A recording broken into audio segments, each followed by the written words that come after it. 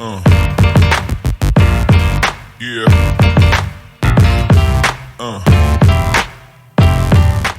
तो नमस्कार, मैं उमेश गौतम समग्र प्रदेश समाचार से। आइए आज बात करते हैं भ्रष्टाचार के चरम बिंदु की। लोगों का मानना है कि पिछली गलतियों से आदमी को जरूर सबक लेना चाहिए और जो सबक नहीं लेता ये उसकी गलती नहीं, वो भ्रष्टाचारी ही है। बिल्कुल ऐसा सुनिश्चित माना जाता है। हम बात करते हैं सतना के अधिकारियों की और प्रथम व्यक्ति कलेक्टर की बात करते हैं, क्योंकि जिले के अंदर होने वाली सभी समस्याओं का पूर्ण रूप से जिम्मेदारी कलेक्टर की होती है और कलेक्टर के अधिकार क्षेत्र में ही सारे कर्मचारी रहते हैं, चाहे वो जिस विभाग का हो, और वो भ्रष्टाचार करते हैं। पर उन पर नियंत्रण और आदेश कलेक्टर के लागू होते हैं और कलेक्टर को इस बात को ध्यान देना चाहिए कि वो अंग्रेजों के ज़माने कलेक्टर बन के रहेंगे या वर्तमान के ज़माने के मैनेजर बन के रहेंगे। पर सतना कलेक्टर की हालत ऐसी है जैसे जिले के अंग्रेजों के ज़माने कलेक्टर थे, जो केवल टैक्स वसूल कर अंग्रेजों तक पहुंचाने का काम करते थे।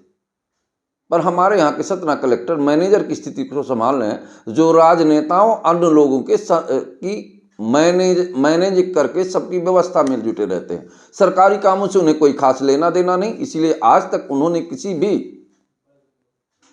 राजस्व के मामले में हाथ नहीं डालना, लाइसेंस के मामले में हाथ नहीं डालना। असल में ये कहा जाए कि ये केवल मैनेजर हैं, कलेक्टर कहना थोड़ा ठीक नहीं लग रहा। पर हम चलिए बात करते हैं धान खरीदी केंद्रों की। धान खरीदी केंद्रों में कलेक्टर का पूर्ण दायित्व रहता है। विगत दिनों गेहूं खरीदी केंद्र के टाइम पे 13 ट्रक गेहूं गायब हो गया।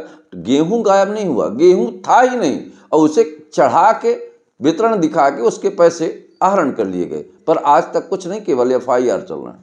इससे कलेक्टर को सबक लेना चाहिए था। वर्तमान समय में धान खरीदी केंद्र देते समय सख्त निर्देश और सख्त नियमों का पालन करने की आवश्यकता होती थी, पर वही ढाक के 3 पार, गंजे में चावल नहीं डाले और पानी गर्म करने को रुक दिया, तो ना तो चावल उफलाएगा ना पानी भाप बनकर गिरेगा। वही हालत सतना के धान खरीदी केंद्रों की है।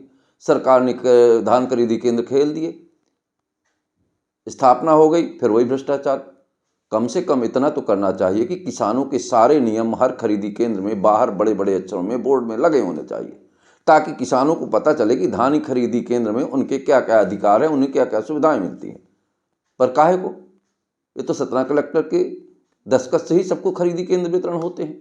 और विगत दिनों भी हमने कहा था कि यहाँ के माननीयों के अनुशंसा पर ही खरीदी का वितरण होता है। कलेक्टर तो एक दिखावा मात्र है, बाकी राजनेताओं के कर कमलों से ही सारे काम संपन्न होते हैं। ये विगत दिनों में हमने बिंदुवार तरीके से बताया भी था, पर आज भी कह रहे हैं। अगर जरा भी इस बात का अंदाजा होता कि भ्रष्टाचार चरम सीमा पे रोकना है हमें, तो एक सख्त नियम कलेक्टर निकालते कि हर खरीदी केंद्र के बाहर बड़े बड़े शब्दों में किसानों के अधिकार और खरीदी केंद्र के नियम लिखे रहना अनिवार्य।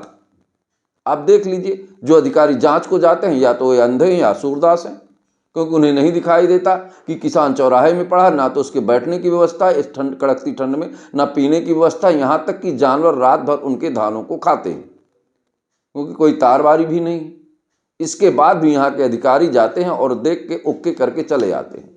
ये शर्मनाक नहीं? इन्हें सूरदास की श्रेणी से भी अन्य कोई श्रेणी हो तो उसे मैं प्रदान करने का प्रयास करूँगा, क्योंकि किसान इतनी ठंड में, उनके ऊपर ना कहीं बैठने की व्यवस्था है, ना अलाव की व्यवस्था है, खरीदी केंद्रों में एकदम खुले में बैठा है। उसके बाद भी किसानों को 40-500 की बात होती है, 41-200-300 तक हर खरीदी केंद्र में लिया जाता है। उसके बाद बोरों से धान निकाली जाती है। इसके भी समय समय पर वीडियो वायरल होते हैं। पर सतना के खरीदी केंद्र अधिकारियों को इस बात से क्या लेना देना, क्योंकि वो किसानों की दुर्दशा से उन्हें कोई लेना पाना ही नहीं है। ये बात समझ लीजिए कि किसानों की कुछ धान खरीदी केंद्रों में हमने देखा, उनकी बात हम आपको बता दें। मझगवा समिति, कनक वेयर हाउस में हिरौंदी समिति, आप जाके देख लीजिए, 41 बोरी लेंगे और किसानों से 6 रुपये प्रति बोरी लेते हैं।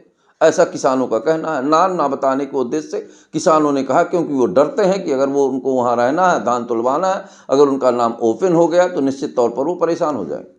इसी तरह नगौद के कुछ खरीदी केंद्र, AB वेयर हाउस में जितने लोगों ने खरीदी केंद्र दिए गए, सब भ्रष्टाचार में डूबे हैं। जिनको दिया गया है, इसके पहले भी इनके ऊपर भ्रष्टाचार के आरोप लगे थे, करोड़ों का घपला लगा था, फिर भी सरकार ने दिया। तो अब तो खरीदी केंद्र उसकी गुणवत्ता या जांच के आधार पर नहीं, जोर और जुगाड़ के नाम पे दी जाती है। पर मेरा अंतिम निवेदन सतना विभाग से, कलेक्टर से और उस विभाग के अंतर्गत आने वाले सभी अधिकारियों से कि कृपया फील्ड में जाएं और दौड़ा करें और किसानों, मरते किसानों की सांस का सहारा बने, क्योंकि किसान तड़फ रहा है और मर रहा है इस ठंड में, जहां 1 मिनट आप घर से नहीं निकल सकते। पूरी रात खरीदी केंद्रों में इस कड़कती ठिठुरती ठंड में अपनी धान ताके पड़ा 10-10 दिनों से।